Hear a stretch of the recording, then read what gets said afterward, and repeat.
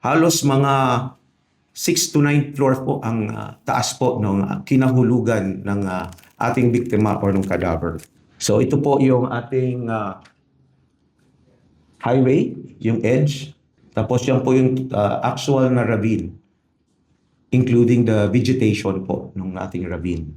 Na yung katawan po ng ating cadaver or ng victim ay around 0.2 meters lang ang layo niya doon sa base ng ravine. At ito yung paa.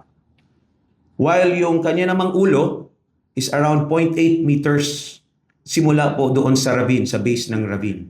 So above that is mas malaki na pong bato na makikita doon. So mga 1 meter ay makikita na po doon yung malaking bato.